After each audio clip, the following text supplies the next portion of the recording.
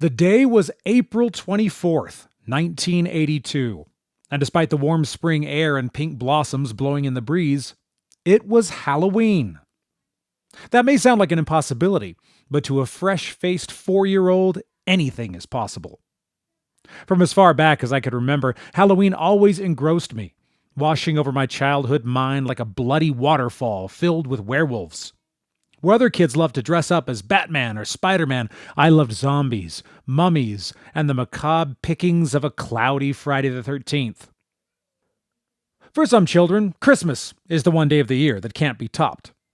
I get it. Presents are cool.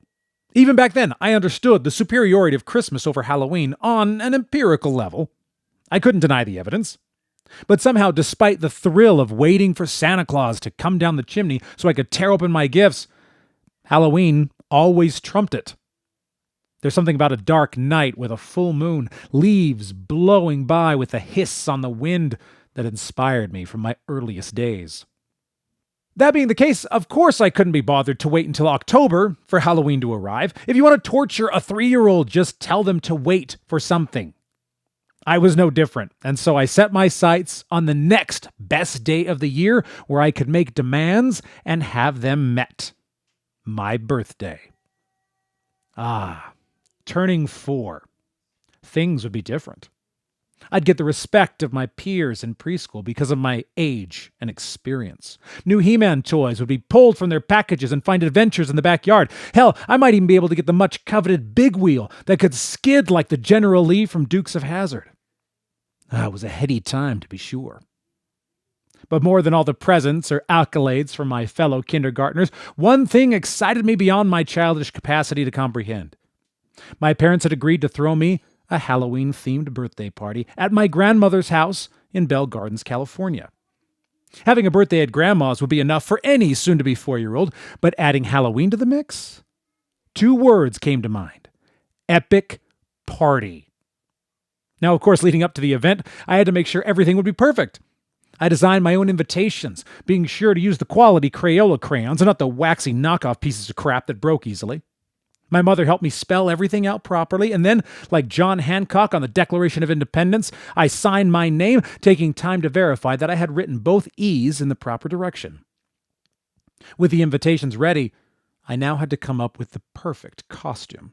Every self-respecting 4-year-old understands the importance of the costume. I mean, can you imagine what a faux pas it would have been if I had showed up wearing something from Sesame Street? Big Bird was awesome, but no. This required panache.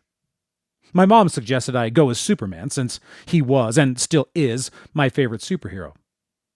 No. Even that wouldn't do. Superman at a Halloween-themed birthday? I might as well pretend it was amateur hour and just buy Oreos instead of making bloody jack-o'-lantern cookies. It would be an embarrassment.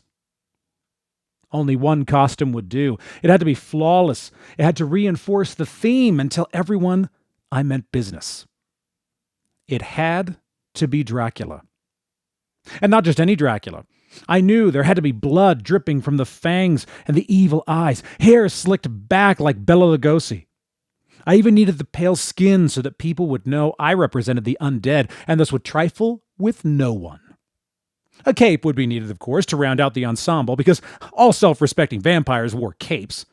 Edward Cullen didn't exist yet, after all, and in my mind, still doesn't. The day finally arrived, and like a spoiled bride, I prepared for dressing. My demands would be met. Luckily, my older brother David, who at almost 13 years old, had acquired all the makeup skills of a professional artist of at least 2 years older than that, began his work on my face. I'm sure my father helped, but as far as I was concerned, this was a David Stephen joint. Blood drooled from the edges of my mouth. A painted widow's peak came to a point on my forehead. Tufts of cotton flared over my ears to give me the proper distinguished look of the aged vampire. And my cape. Yes, the cape. It was perfection, despite being basically a black shawl with little round tufts on the fringes. Dracula had arrived in all his 4-year-old glory. His enemies would fear him. The party patrons would stare in awe. Grandma went all out, creating a homemade Halloween cake with giant ghost candles that I kept for years after. The house was decorated in cobwebs and spooky cutouts of ghouls and skeletons. Everyone from friends to my brothers and sisters had dressed up in appropriate attire, turning this April 24th into a day that would transform all future birthdays into mere shadows of themselves. What presents were given has been lost to time, but now almost 40 years later, the sights and smells remain. The thrills of a boy getting his birthday wish. As we transition into fall with its dried leaves and dark skies, Halloween calls out like a siren's song of gruesome delights and frightening images. Christmas has its fans, to be sure, but the twinkling lights and smells of gingerbread will always be eclipsed by the full moon, barren trees, and hidden creatures lurking in the shadows. Halloween will always be triumphant.